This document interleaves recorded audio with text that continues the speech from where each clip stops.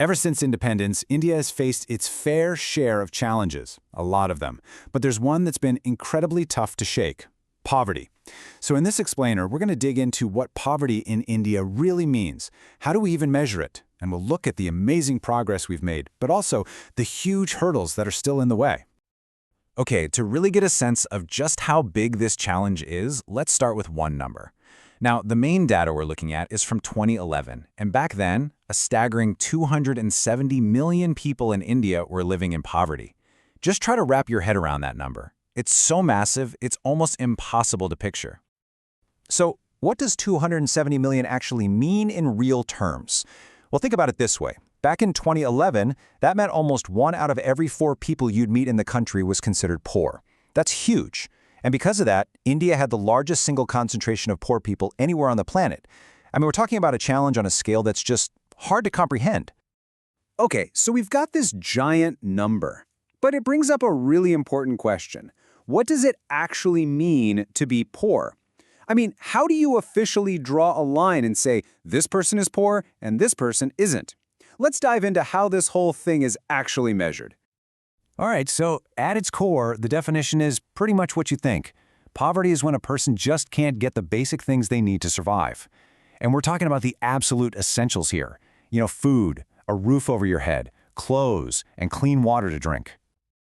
Yeah, that definition seems straightforward enough, right? But it begs a huge question. How do you actually measure that?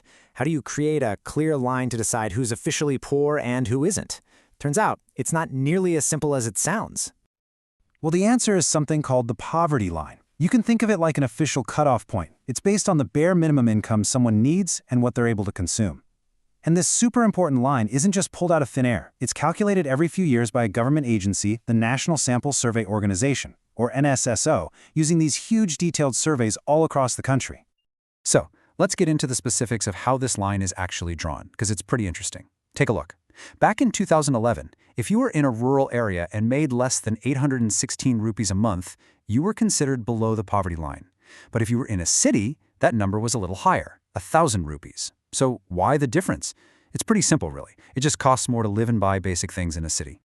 And it's not just about rupees and paise. It's also about something even more fundamental: food. The poverty line also looks at how many calories a person is getting. So in rural areas, the minimum was set at 2,400 calories a day. In urban areas, it was a bit lower, at 2,100. And that difference makes sense when you think about it. Folks in rural areas often do more physical, demanding labor, so they need more energy. This all leads to a really important point. What it means to be poor can be completely different depending on where you are. This quote just nails it. In a place like America, not having a car could be seen as a sign of poverty. But here in India, owning a car is still very much a luxury. Getting that context is absolutely crucial to really understanding this whole issue. Okay, so now we have a handle on how poverty is defined and measured in India. That brings us to the next big question. Are things getting any better? Have we actually made any progress? Let's jump into the data and see what it tells us.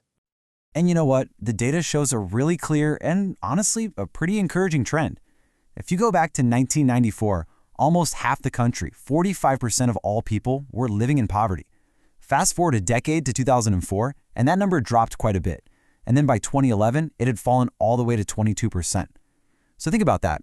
Even though the raw number of people is still huge, the percentage of the population in poverty was basically cut in half in under 20 years. That's some serious progress. And hey, this isn't just something happening in India. If we pull back and look at the whole world, the story is actually pretty similar. One of amazing progress. According to the World Bank, back in 1990, more than a third of the entire planet lived in extreme poverty.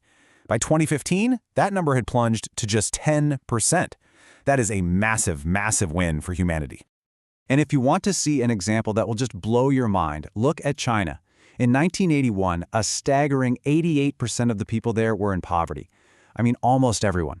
But by 2015, that figure had dropped to less than 1%. It's just incredible. It's a powerful example of how rapid, sustained economic growth can completely change a country's story.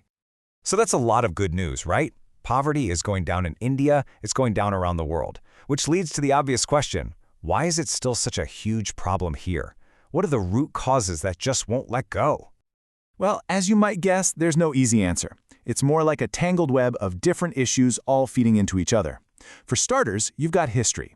The legacy of low economic growth under colonial rule really set things off on the wrong foot. That led to a very unequal distribution of things like land and other resources. Then, you've got a massive, growing population, and sometimes job creation just can't keep up. And on top of all that, even when there are good government policies, they aren't always put into practice effectively. You mix all that together, and it creates these vicious cycles of debt that are really hard to break out of, especially for small farmers. Okay, so that's the why. We understand the causes. But what about the what? What's actually being done to fight back? Let's break down the main strategy for tackling poverty in India.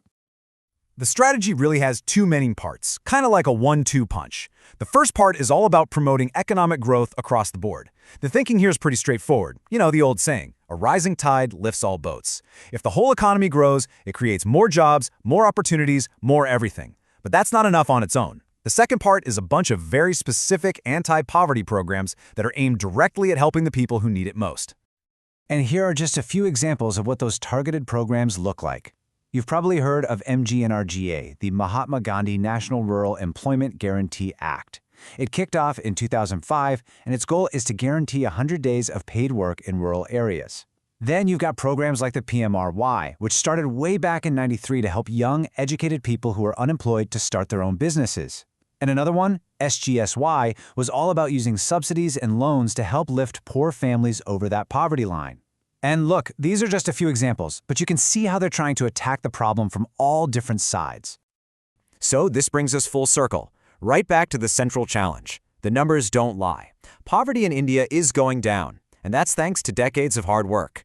But with hundreds of millions of people still caught in that struggle, you have to ask the big question: is the progress we're making happening fast enough? That's not just the challenge for India. It's really a question for all of us to think about.